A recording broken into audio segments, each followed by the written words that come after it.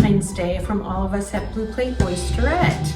We hope you're home safe and healthy and with loved ones on Valentine's Day. And we're doing something special. We're doing a wine and seafood pairing that hopefully you can enjoy in the comfort of your home. So tonight we have Nick Dumergue, who is a wine educator and teaches people all around the world about wine, and he's going to teach us a little bit about the wines we have and how they pair with our course seafood menu.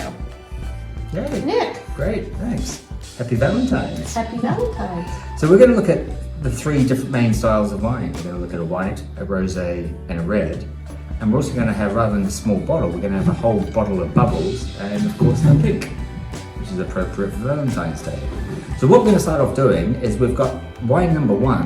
We've put these into 5-ounce bottles, so it's enough for two people to have a bit of a taste and a drink each. So to go with the oysters are very salty. They're they're from the ocean, so they're obviously going to have a really salty character to them. And often when you have a bit of lemon acts as a foil to that saltiness, and it helps to clean up the mouth. Now, I think lemons are fine, but I think wine's a lot more fun. So what we've done, we're going to start with the first wine we've got, and this is the bottle that came out of, and it's called Tiki, and it's a Marlborough Sauvignon Blanc from New Zealand. Now the beauty of this wine is it's just so fresh and zingy. It has a wonderful acidity, and it has a citrus type character. It's a little bit like a lemon, but with alcohol, which is what you want for Valentine's Day. I'll give you the bigger one. Okay, so course one is our course wine and brine. Wine and brine, the oysters and the wine. So if you smell that, there's just so much. New Zealand Sauvignon Blanc is just so popular here. So it's so much flavour and character, and that just zings out of the glass. It's kind of like there's a gooseberry, there's kind of a peach or a passion fruit, and there's maybe a bit of citrus or grapefruit lemon with it. But you might notice your mouth really waters. It really makes you salivate. And that's natural acidity. So I'm going to do that with the oyster. I'm going to do my first oyster without a lemon, straight. Me too. This is an East Coast bar cat from Virginia. You can tell by that flat shell.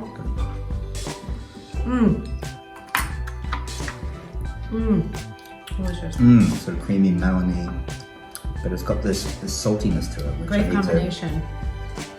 For my second oyster, I'm going to take a Kumamoto, which is a West Coast, and I'm going to put this pink, how cute this is, this pink cranberry mignonette, special for Valentine's Day. Thank you. Very Valentine-y. Cheers. Cheers. And cheers.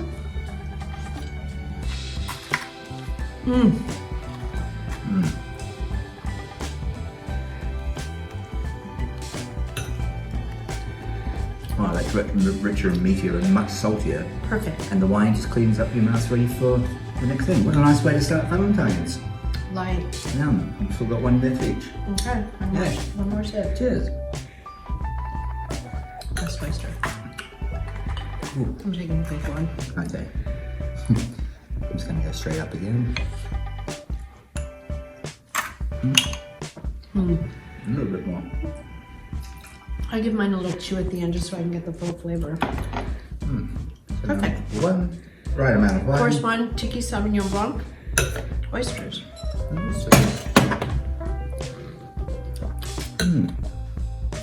So for course number two, we have our Santa Monica Sashimi, which is Ora King salmon, yellowtail, and albacore. And it's drizzled with olive oil, extra virgin olive oil, capers, a little lemon zest, and red onion. We call it Sicilian style. And we are pairing that with a rosé from Provence.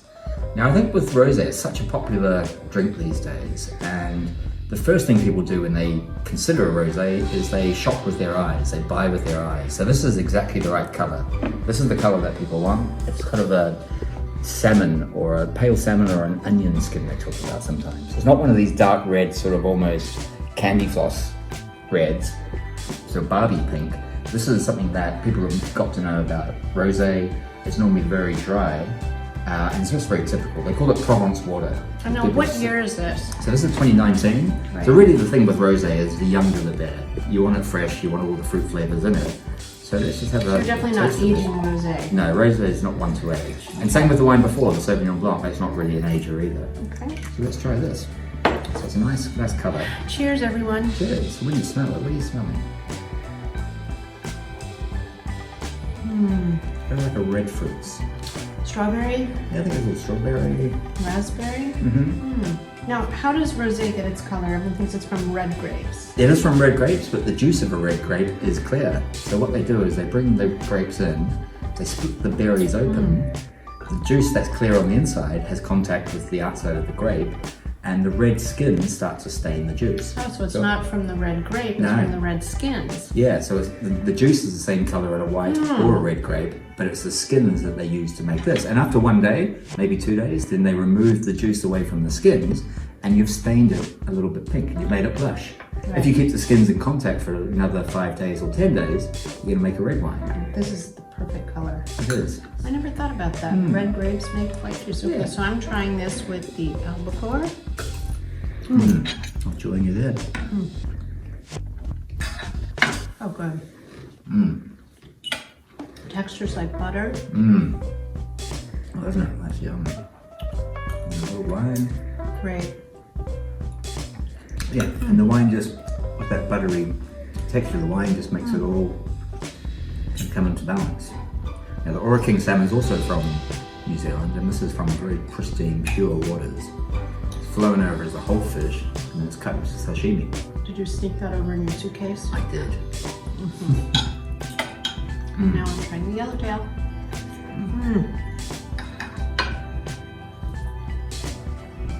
Olive oil, rock salt. It's so good, so fresh. When it's good fresh seafood like this, perfect.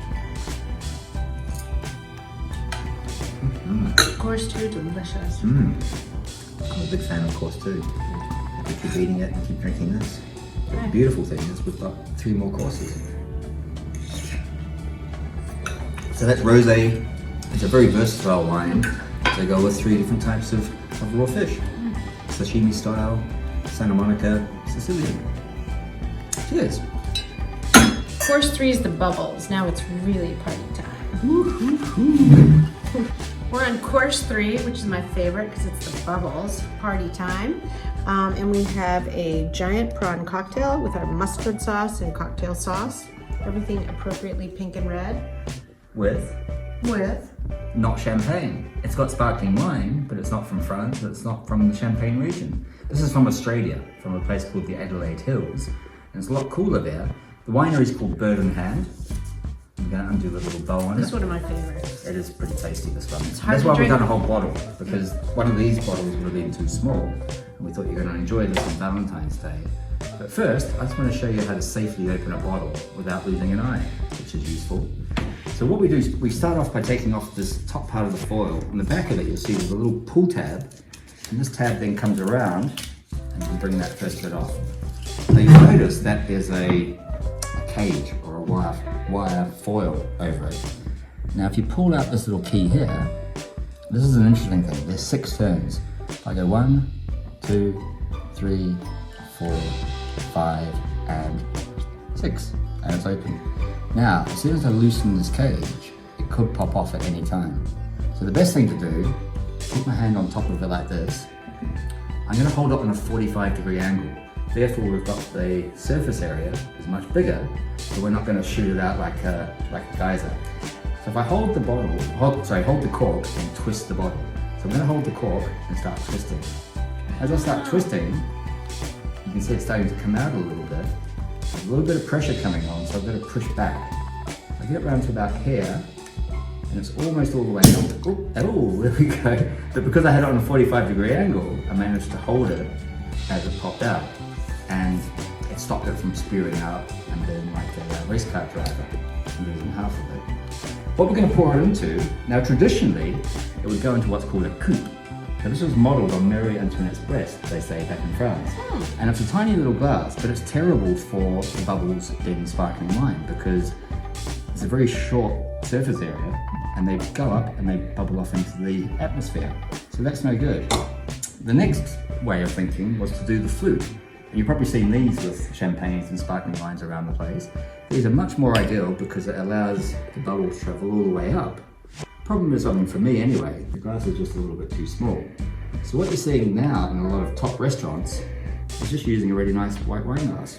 So you've got a glass like this, you can pour it in, and as you can see, there's a very very pale, faint pink colour, which looks a lot like the previous wine, the Biella Rosé. Now this is a wine which is, it's just such a delicious wine. And this is a Pinot Noir grape. Yeah, so this comes from the Pinot Noir grape, like in Champagne, that's the main red grape in Champagne. And that little bit of pink is again from bleeding the skins to give some colour. It's got wonderful little bubbles to it. So they actually make this the same as the Prosecco method. So it's not like Champagne when you get that really yeasty kind of bread character. This is just pure fruit. So what are you smelling there? Strawberries again. Yep, strawberries and Cream. strawberries and There's cream. no way you can only have one. It's so delicious. That's why we've included the whole bottle. It's just so delicious. This used to be the official wine at Wimbledon tennis in London. And there they serve a lot of strawberries and cream, which is very English. And this tastes of strawberries and cream too. These are whopping great It's a perfect shrimp. balance of dry and sweet. It really is. And it's just, Great. yum.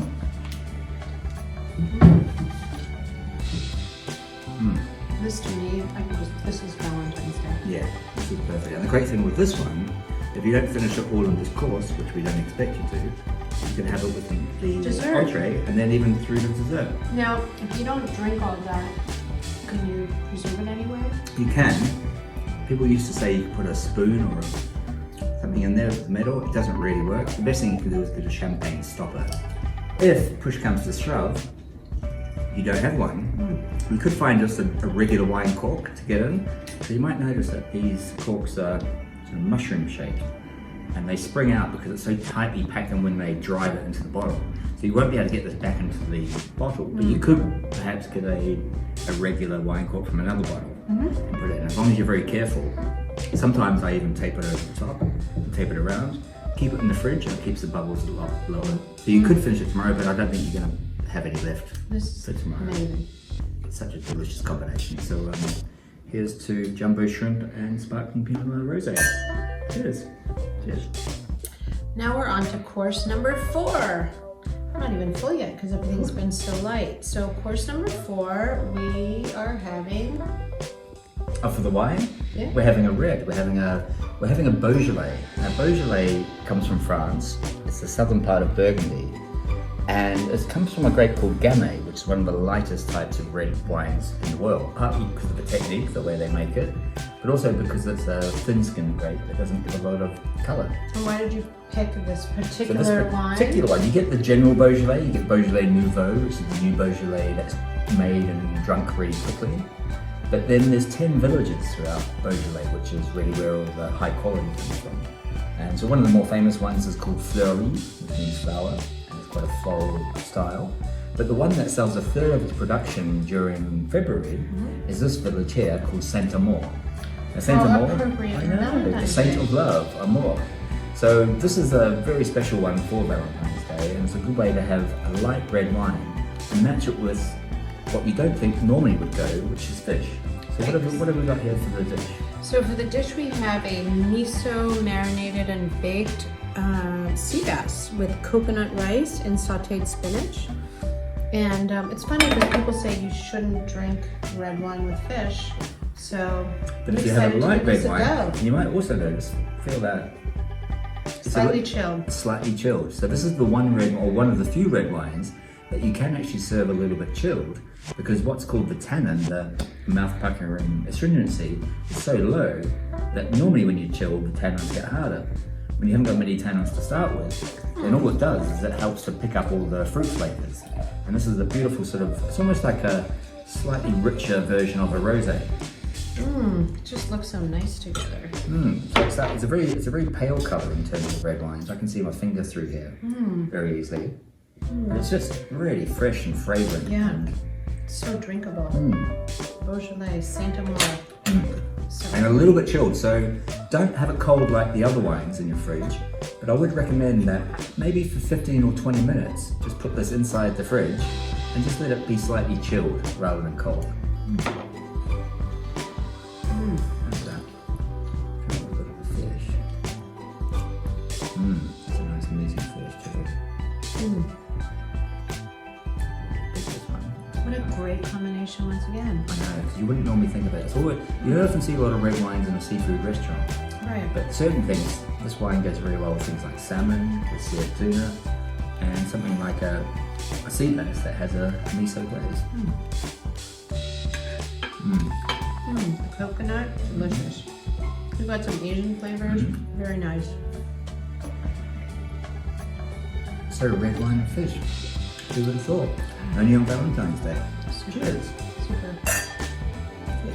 You've made it this far on our last course, which is our famous BPO key lime pie. And we're pairing it with B2B, back to bubbles. Now normally you'd want a wine that's sweeter than the dessert. But in this case, this one's just so fruity and we love it so much, and you've got the rest of the bottle to finish, that you could also have the, you don't have to have it like having a mouthful of this and then the wine, but have it around so when you finish the key lime pie, you've got something to wash it down with. And this extends the party. It sure does. Delicious. Well, happy Valentine's Day. Hope you like the wine pairing menu. And stay safe. And if this doesn't put you in the mood, then I don't know what will. Cheers. Happy Valentine's. Happy Valentine's. We love you.